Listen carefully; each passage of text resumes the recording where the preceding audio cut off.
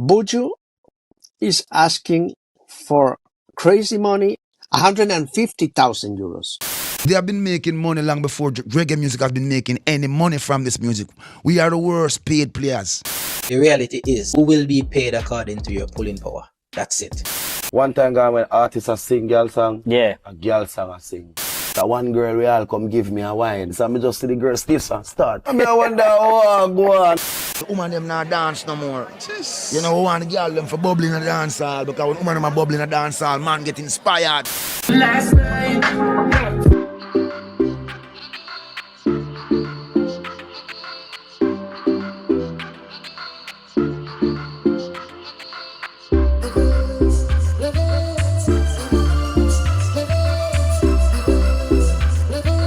Welcome, it's not radio, it's Levels with Kshema. I'm there with another quick review video, but of course, before me get in it, you know the Schweppes. Big up to the Levels community. Thank you to our new subscribers. And if it's your first time checking in, make sure you hit the subscribe button and click the notification bell. Be a part of the Levels community.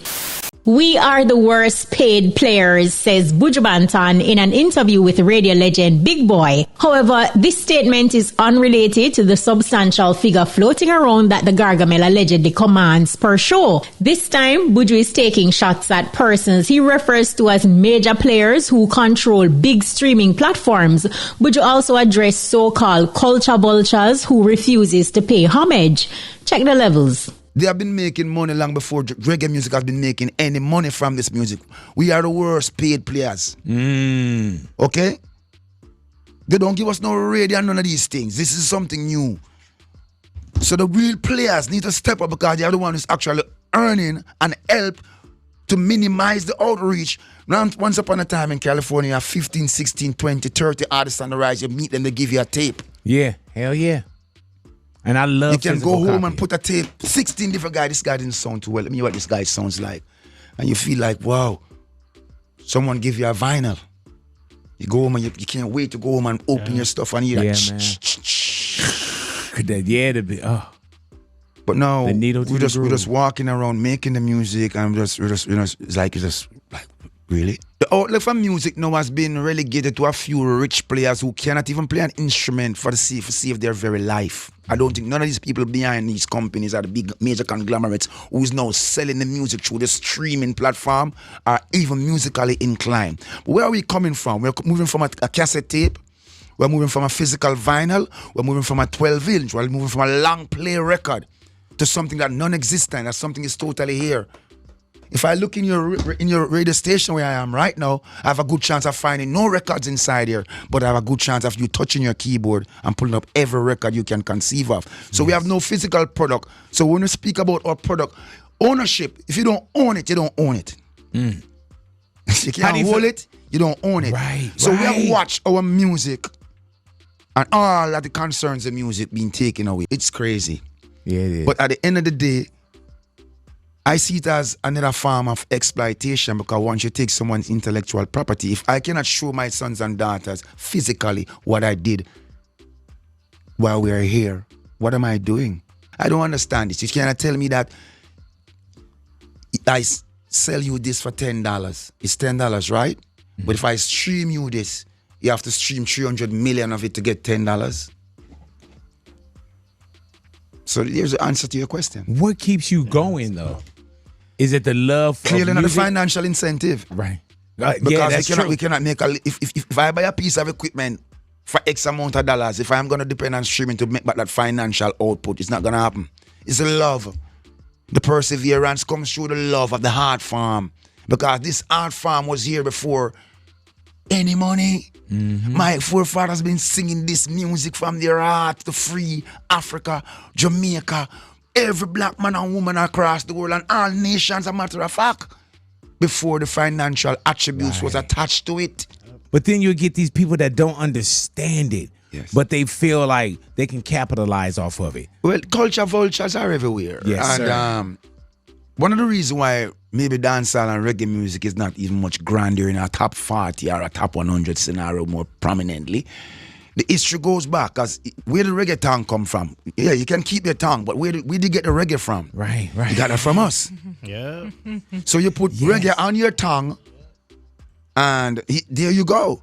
Then you have all these doors opening up for you, but the simple music from the simple man who came from the simple island was still relegated. How do you feel about reggaeton, Afro beats, things like that? We feel good about all music. Music is music. Now, if I come and I take something from your musical offering and I pay no homage, now that's where the line is drawn. Yeah. What's your thoughts on Buju's reasoning?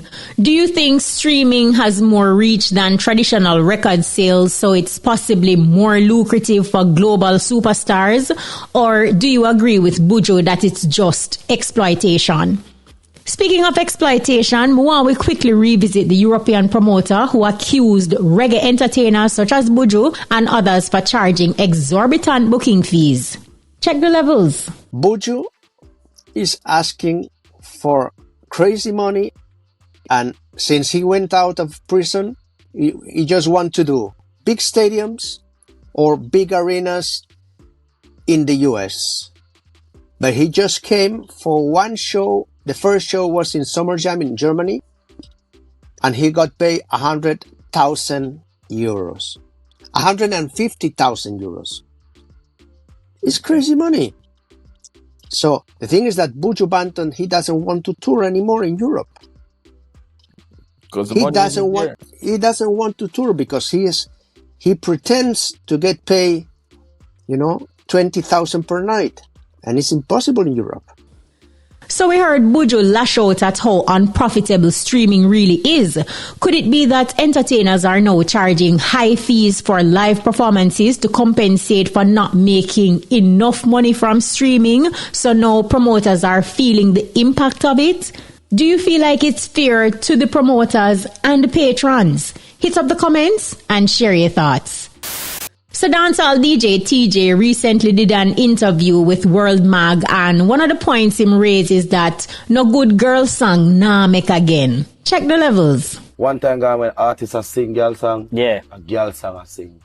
Big man, yeah, man. You can feel it. Alright. Even if you feel a vibe right now, even if you're there, you're be there, you're a vibe. You realize that song them when you play for a vibe, would be like about 7 years ago them and 6 years ago them really. You have to carefully pick out the song them. Yeah, you have to carefully pick out the song them. Like 7 years ago, 8 years ago, you really see the song them like bedroom song when you can hold a vibe to. The new one them you wonder say yo, what like them man no woman, the man them no feeling to sing proper girl song where a woman can listen it and feel like Jano.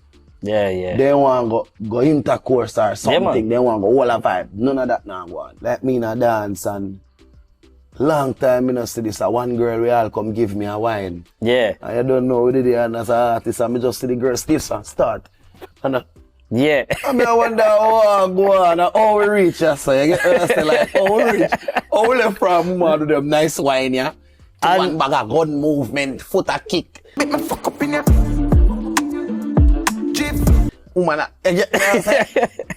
Well, you did say drift, but do you agree with TEEJAY? I don't know, but for some reason from the other day, it's like we just keep seeing entertainers complaining about things where a them fear fix. Look here, TEEJAY more than capable of filling that void with the girl songs that's needed. Just lead by example.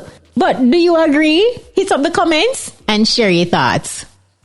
Well, if not TEEJAY, Buju is ready for take charge and lead by example. Recently at the BET Awards, while doing an interview with the Breakfast Club, Lauren LaRosa, Buju announced that his upcoming album will be straight dancehall. Check the levels. Just know in your mind that dancehall is on the re-emergence because my next album is 100% dancehall. So be warned. Excited. When is that album coming? We're looking at late August. Okay. Early September. Okay. Yes, because at the same time, we want to make something prolific, something that will reignite the passion. And make the woman them wind up again and bubble again. The woman them not dance no more. You know, we want the girl them for bubbling in the dance hall because when woman them are bubbling in the dance hall, man get inspired for so waste a turn. That'll be on the album, man. Celeste. Cool, no Gargamel. You feel like this dancehall album can have a similar impact on the culture and the world like his classic Too Bad album? Hit up the comments and share your thoughts. Now, with the debate following the confirmed $1.35 million charged by Vybz Kartel recently for a performance in Trinidad, Alkaline's former manager, Dwayne Morris, has now joined the chat. And this is just to add some context to his Know Your Worth slogan that now seems to be trending. Check the levels. The entire industry is in shock to hear and learn that Vybz Kartel was paid over $1 million for a show. Most of us have never heard of any one artist getting this kind of money for a couple of reasons. One, shows we are going to pull 20, 25, 30,000 people. You usually need a whole heap of artists to pull that kind of crowd. Think about a Sting or Sumfest. You need a whole heap of artists to pull a big crowd. Business is a numbers game. Full stop. If your numbers work, it works. That's it. We don't need to question nothing else. Vybz Kartel can demand whatever money you want in music. Why? He will make it back. That is why promoters are paying him this kind of money. So right now, where it's thinking at the street, enough artists I say, boy, them can't believe them artists are get them big money and them never see them kind of money. The reality is, who will be paid according to your pulling power? That's it. So if you alone as an artist can pull 25,000 people, 20,000 people, you alone, you cannot even think about them kind of figures here, unfortunately. And just so it work, because it's not going to be feasible. Or a promoter to pay Vybz Kartel $1 million with an average ticket sale of $40, he will need to pull 25,000 people just to pay him. Not to book the venue, not to promote the show, not to hire the 500 or how much thousand people he need to man the venue, security, people to say everything else that come along with that promotion. We not talk about paying them people, hotel, flights, first class flights, suites at the hotel, per diem for how much. We not talk about none of them stuff. We talk about just to pay the artist. Yeah, look on 25,000 people. And you have to remember the promoter still a look on getting a benefit out of this. So as an artist, you can demand whatever you want. But if the promoter was to give you this money, will the numbers make sense? Will they leave out of that situation in profit? Because if they not gonna leave out of that situation in profit, it not gonna work. So with that being said, me know all our things that we're worth this and we're worth that. Your worth is not determined by you. Your worth and your value is determined by the market. Definitely some context right there. The marketplace determines your worth. But do you agree with Dwayne Morris? Hit up the comments and share your thoughts. Interestingly, while being the topic of discussion for many, the world boss is living his best life, spending time with his friends and family, and house hopping. Check the levels. We first house there over there, sir. See, second one, yeah. Which one of them, yeah? No, further down. No, I know I don't listen. One of them in mind too. Yeah. Which one? I'll be whenever we reach. Man, want so much house, you know which one. Much like his Brooklyn concerts, Kartel is just buying houses and cars back to back. Not true. It takes a lifetime to accomplish a fraction of what Vybz Kartel has accomplished for months. Get to you. Believe, yeah. Don't let nobody tell you no. Believe. It's a great look. Not true. Hit up the comments and share your thoughts. Joe Sunfresh will be crowning Vybz Kartel officially the king of dancehall. I like what he said the other day. You know, kings come and go, you know. I mean, what happened to King Tut or Nebuchadnezzar? Yes, kings come and go. So just weeks before Vybz Kartel's crowning as king of the dancehall at the 2025 staging of Reggae Sumfest on July 18, both Kartel and Beanie Man will be in Europe for Summerjam. Now, though they are both booked for the 3-day festival that will run from July 4 to 6, Kartel and Beanie will perform on different days. Right there you see Kartel is expected to perform on Saturday, July 5, while Beanie Man will perform on Sunday, July 6. Now, do you think it's a good thing that they're performing on different days, or you would have loved to see the two of them touch the same stage on the same day? Jump in the comments and share your thoughts. Speaking of Beanie Man, he's getting ready to do a workshop that will benefit Jamaican youths. On June 14, Beanie Man is calling all parents of children aged 6 to 14 with a passion for music to join his music workshop in Kingston. And guess what? Admission is free. And as you know, Beanie Man started out as a child star and is one of our top performers to date. So I think this is a really good initiative. And them something here, a king movement. Not true? Absolutely love it. And if you have any family members that fit the criteria and interested in music, make sure you tell them parents to carry them out so them can be a part of that workshop. Absolutely love this initiative. Big up yourself, Moses, and your entire team. I like it. What will you say? Hit up the comments and share your thoughts.